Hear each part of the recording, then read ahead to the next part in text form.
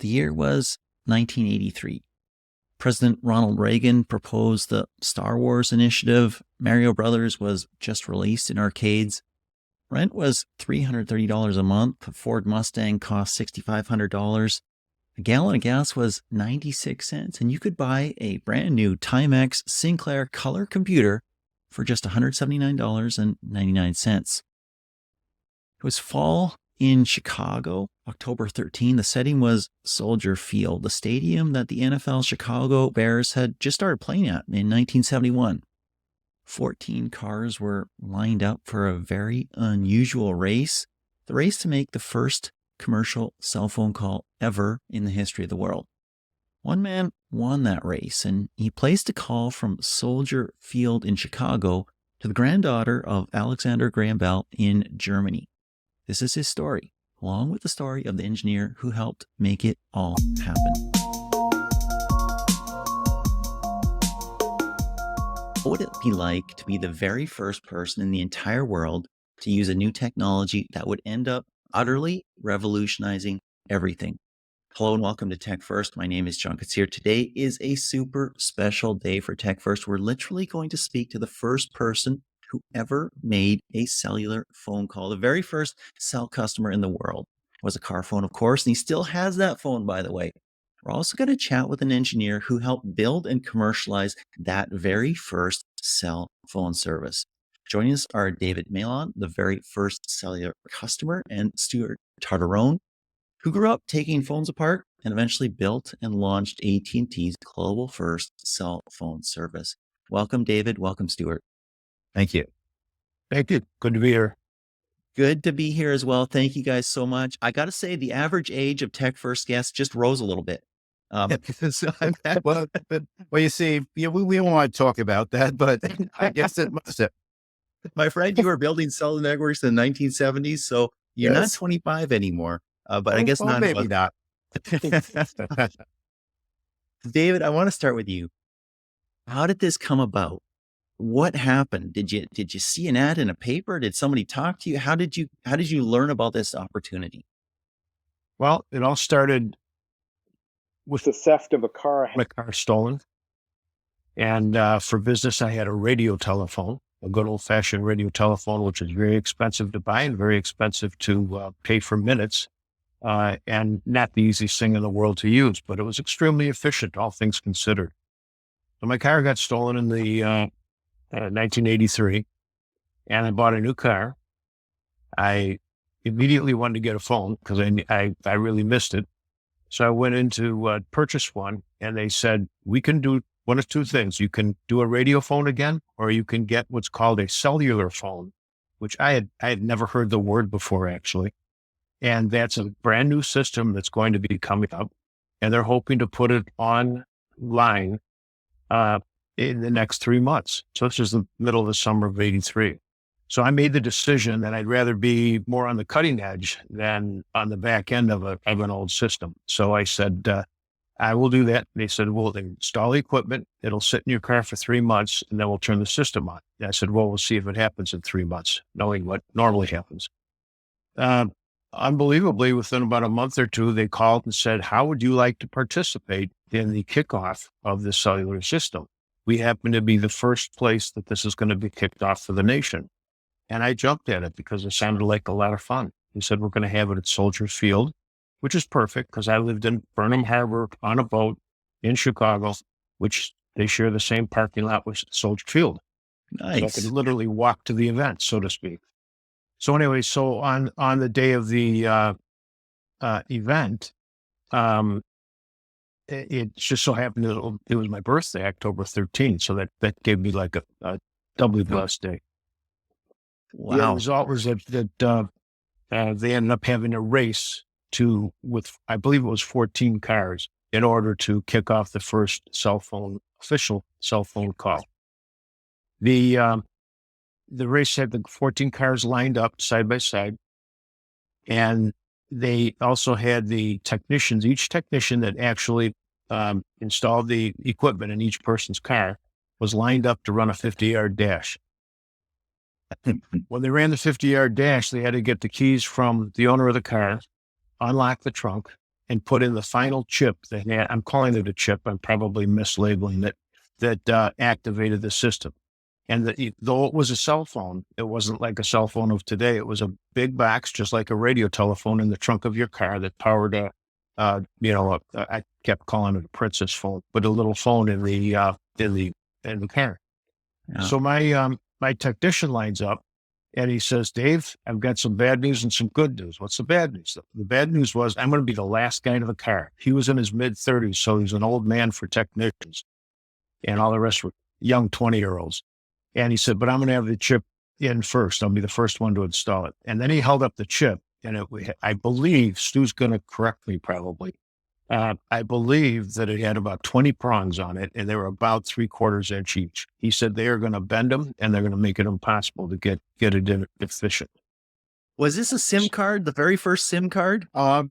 It was. Wow. It was called a number assignment module. But as David Stuart, tell said, us a lot bigger. with your hands. How big was this? Oh, not so big. I mean, not huge, but not like a SIM card today. Now we have micro SIMs and we have eSIMs, Yeah, which yes, have right. no. Back to you, David. Did he win the race or Okay. did you win the race? So anyway, as he said, he was the last guy to the car, and he was the first guy to get this plugged in. Then he had to give the keys. They had to give the keys to the owner of the car. The owner had to unlock their car door, get in, start the car, make a phone call. He gave me a great piece of advice. Jeff told me, when you get in the car and you start the car, just sit there and look at the phone because it's going to light up like a Christmas tree. So once all the lights stop flashing, make your call. And don't do it before or you will trip the system up. It'll have to reset itself. So I listened to him, did exactly what he said. And our call made it to what was a head car that was bridged across the other 14 cars. But that's where the first phone call went. And then from there, it was forwarded to Alexander Graham Bell's, I believe it was his granddaughter, in Germany. Wow. So that was technically the official first call for commercial cell. So David, I have to ask a question. You talked about having a radio phone. I have no idea what that means. I mean, I understand the concept. It was perhaps a phone system that went over radio waves, perhaps to some central switching station that then interfaces with the landline system. But what is a radio phone? I think, again, Stu's going to know more than me, but it was literally radio waves going to I think a central. There were operators involved in it. And it's so long ago that it's hard to exactly remember it. But they converted it basically to a land system. Wow. So- Stuart, what is a so- radio phone? So basically, long before cellular, probably dating back to the 1940s, there was mobile phone service. And there was a transmitter in people's cars in the trunk, a handset, big handset, and device in the passenger compartment. And as David said, it operated almost like broadcast TV or radio. There was one big antenna, in metropolitan areas that broadcast over the entire area. But the big deal about it is that there are only 10 or 12 channels. So think about metropolitan areas like Chicago, and after 10 or 12 calls were made, the system exhausted. Wow.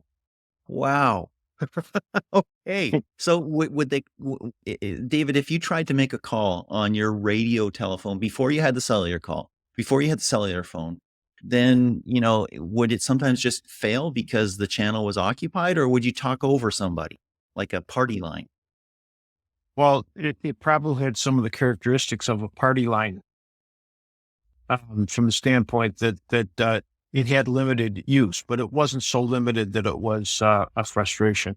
You lived with the way the system you understood worked, you understood it, and it really worked fine.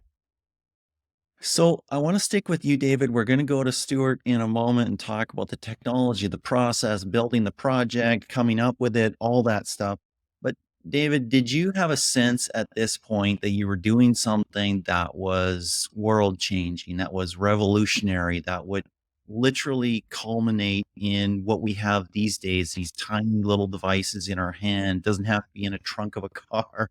Did you have that sense? Not at all. I had a sense that I mean, it's just amazing what has happened, because my sense back then was, here's the newfangled phone system. Technology go back then now. Technology moves on with the speed of light. So we'll see how long cell phones last. And one of my thoughts was, my gosh, they're going to physically put towers, dot the United States in towers, and that's how we're going to talk to each other. So it was a little unusual that I thought, compared to satellite technology, I'm not no expert. I said, it seems like you should use satellites, but I understood there's a whole another layer of difficulty there. But so I just thought it was going to be another method of telephones, and in 10 years we'll be using something different. Really interesting. You took the first step on the moon, and it was just the next day for you. That's quite Yeah. cool, actually. Yeah. It's interesting right now. Actually, there's a lot of people who are trying to do cell phone service, quote unquote, cell phone service via satellite. So maybe that is the next step, but it's like 50 years later. Stuart, let's turn to you. You grew up taking phones apart. You're the typical tinkerer. How does this work? Take it apart. Your parents must have loved you, um, especially for that. But you became an engineer and you started work on this project. What did you think about it when you first heard about it? Well, going back to what you said, yeah, I did take phones apart, except you weren't supposed to do that. And because, it was back to the old Bell system where everything was controlled by the Bell system and by the local telephone companies. And I fully expected. I went to an engineering school in Brooklyn, close to where I grew up in Queens. It's now part of NYU. It was called the Polytechnic Institute of Brooklyn. And, in those days, recruiters came to campus, and the Bell system would always show up with a recruiter from the local telephone company, New York Telephone, from Western Electric, which was our manufacturing wing, and from Bell Laboratories, which was later to become AT&T Bell Laboratories, which was our technology, our R&D organization. And I fully was expecting to talk to someone from New York Telephone, because as a New Yorker, I didn't expect I was going to move out to New Jersey. But lo and behold, I was only given the opportunity to speak to someone from Bell Labs. And afterwards, I was sort of unhappy about that, and spoke to my advisor, who said words to me that many people of my generation heard. And those words were, if you were given the privilege, and used the privilege of working at Bell Labs, you have no choice but to accept. So Wow. I said, whoa. I said, yeah, I Ooh, said, I can listen to that. Went off in those days to what was called a plant interview, and drove down from New York City to what was Holmdel, New Jersey, not too far. We were from Middletown. Got off the Garden State Parkway, and I felt like I was in farmland. This was the sticks to me. And in many ways, it's not too different today. If you do have occasion to come here, and made a turn and drove down to the road, and there was this tower that was coming out of nowhere. And I was later to find out it was modeled after a transistor. It was the water tower that would supply water to the Bell Labs complex in Hubdale. And that complex was just this beautiful building, which was designed by Serenade, who also did major architectural things like, like the TWA terminal in the Great Arch in St. Louis. He designed this building. And you walked into it and you looked around. It's just amazing. And how the interviews were set up at Bell Labs, time you got to talk to 4 different organizations. And the first organization I got to talk to was an organization called Mobile Systems Engineering. And the interview in those days were a lot different than today. You weren't put through tests. You weren't put through having to, design something on the spot. It was a conversation. To me, was probably a lot refreshing as opposed to what we do today. And I spoke to all the people there.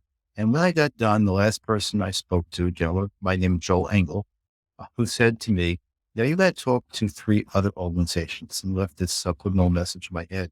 But nowhere will you ever get the opportunity to work on something brand new, something that doesn't exist today.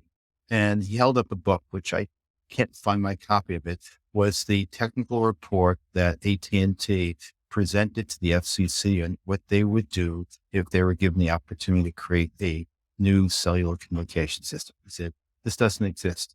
And if you join us, you'll have the opportunity to work on this. And Wow. so Wow. So you joined, you that, had that privilege, you took that opportunity, you came on board. Did you start working on this project immediately or like right out of college? Or what did it take a couple of years till you got embedded in it? no, I mean, how it worked then and how it works today. You walk in the door, as I did, in the end of July 1972, and you're right into doing something. And the opportunity I was given out in school was to work with AT&T marketing on doing a market survey of the opportunity for cellular communications. So I could apply some of my statistical background and looking at data and working with this company. And they did. And this is like 1973 by the time we got out there. Very professional survey. Survey questions went out. There were focus groups in major markets, and I got to sit on the other side of the glass and listen to customers and talk about what they might do with it. And the conclusion from that survey was there was really no market for such a survey. This was 1973. No market for such a survey, for such a service. Amazing. I mean, and not necessarily shocking or surprising because when you come out with something entirely new, entirely different, you have to invent the market, right? Yes, You yes, have to show what is right. possible, and you have to say people have to say, "Oh, interesting. I didn't know I wanted that. In fact, I didn't want that until I understood what it was." So you're in a big organization. You're in a massive organization that basically um, preeminent in its day. They have this new idea, this new technology, but the market surveys aren't promising. They aren't saying, wow, this is a multi-billion dollar opportunity. Jump on it right now. How did it actually start? Did somebody take a big risk? Uh, Simple answer is yes. But at the time, we were this very large company called the Bell System, uh, 1 million employees strong, and there were pockets of revenue to invest. That was the great thing if you look back over the history of Bell Labs, and a lot of and if you think about it, if there that didn't exist, a lot of the technologies. If you think about the digital and wireless age was invented by AT&T Bell Laboratories. It led to the transistor, to digitization, information theory, solar panels, charge couples, devices, and cellular technology. All those were invented by Bell Labs, and all those were invented in New Jersey. And Amazing.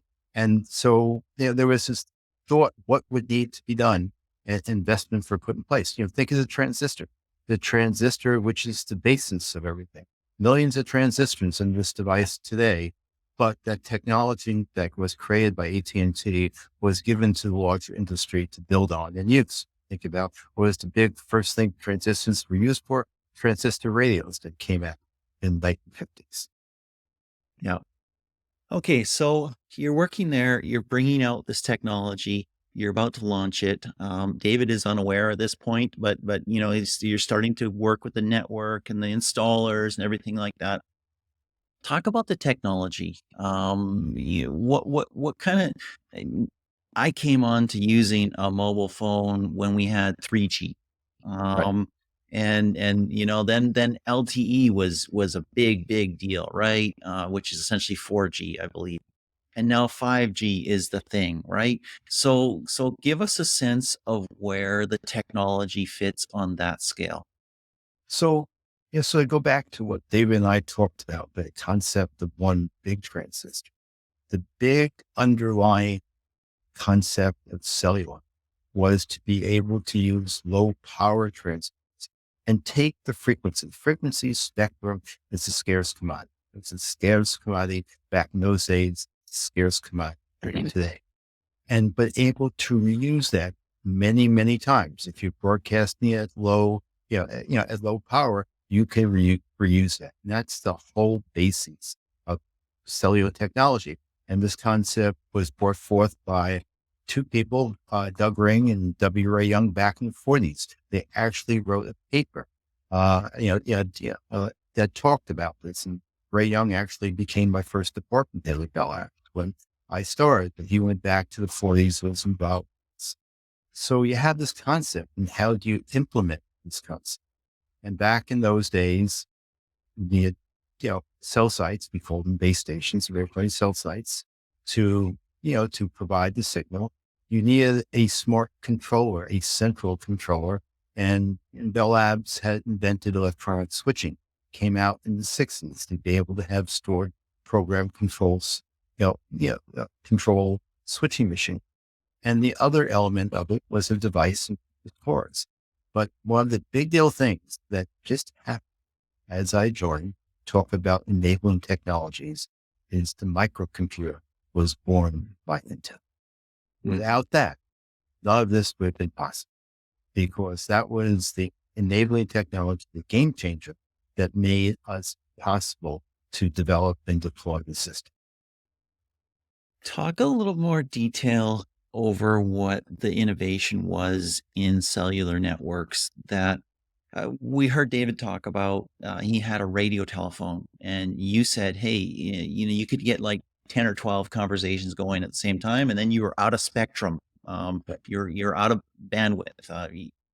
What was the key innovation in cellular technology? You mentioned the low power. So it's low power, it's local. You're talking to a local cell tower. So somebody else could be maybe on the same frequency, but 5 miles down the road, 10 miles down the road, they're talking to a different tower. Was that the only innovation, or were there other innovations that Well, allowed thousands, millions to use phones? so related to that is, think about it was a vehicular service at the beginning.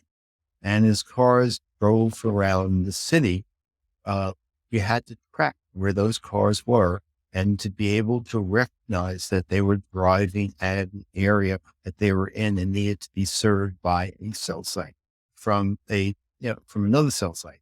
This is the concept called handing off from one cell site to another. And the ability to do that, to track that, to receive the signal, to look at the algorithms by which you're going to tell of, this vehicle, this device sitting in someone's vehicle, to switch from one channel to another channel. That was a huge innovation. And and part of it has to do with the distributed nature. And one of the things I got to work on very early was all these things, were coming out, is the distribution among different elements of the system, from the switch to the cell site controller to the mobile controller, and how to optimize that in the best way so it would support this growth.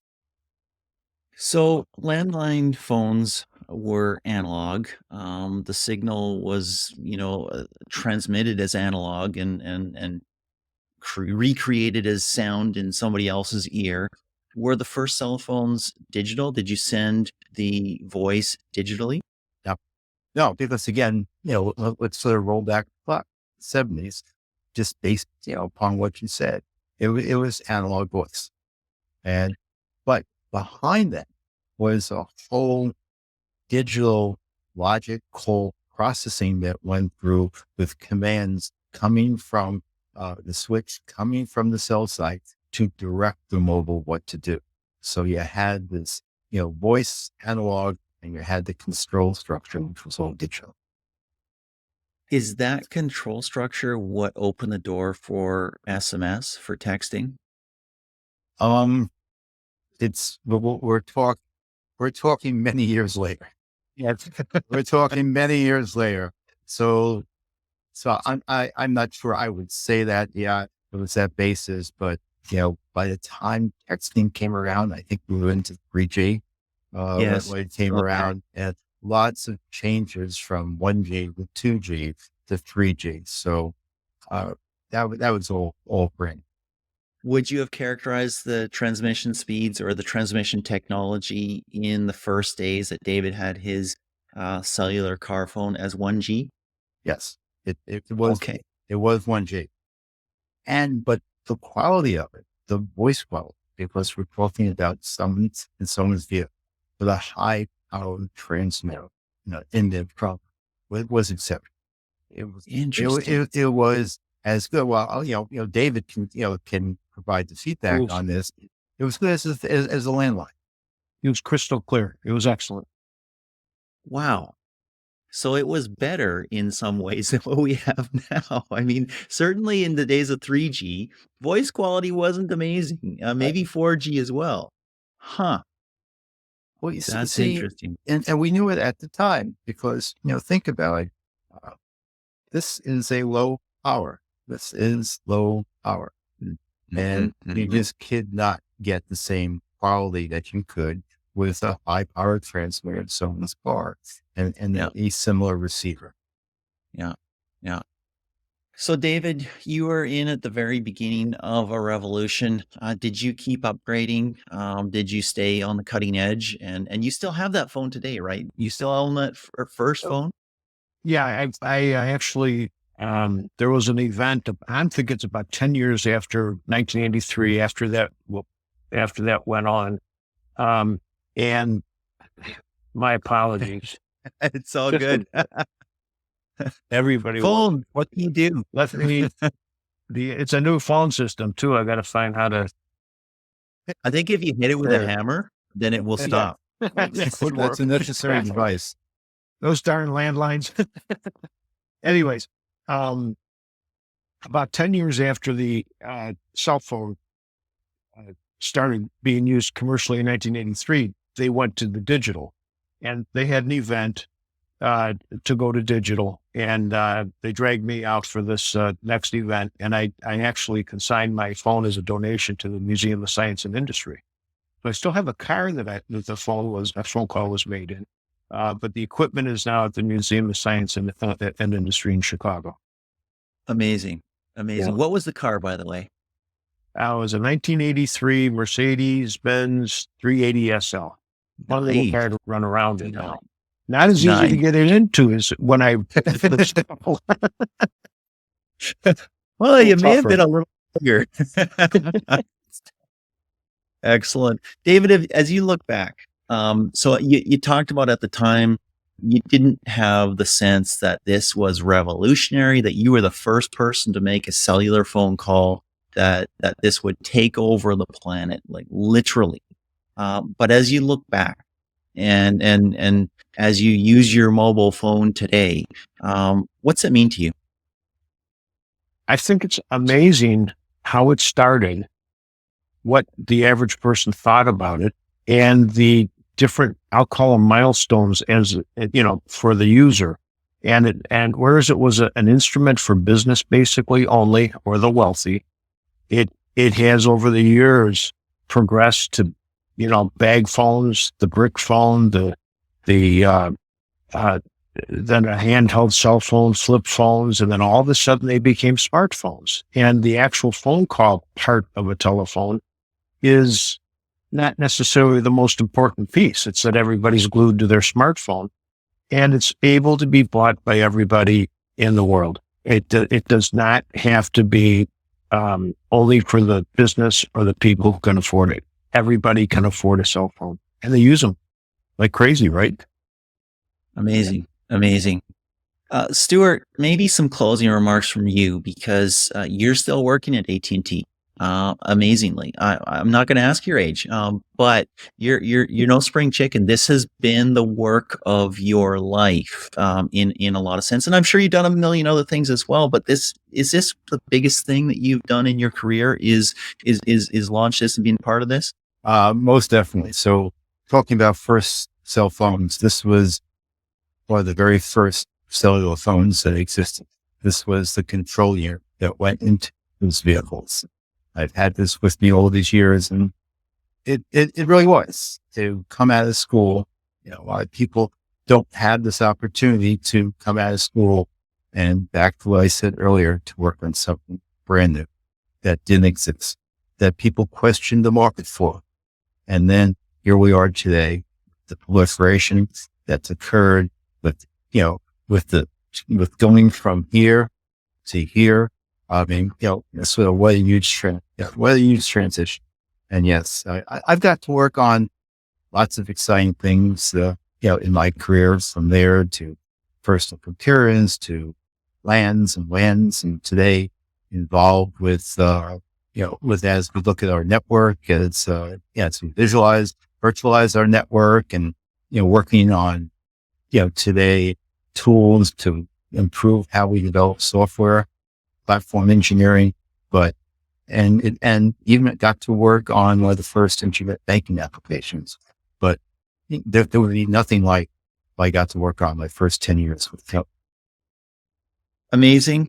What a privilege, as you were told by your advisor, your student advisor, way back when in the early 1970s.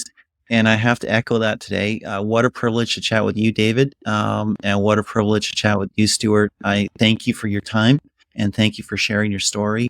It's fascinating. It's part of history. And I really appreciate it.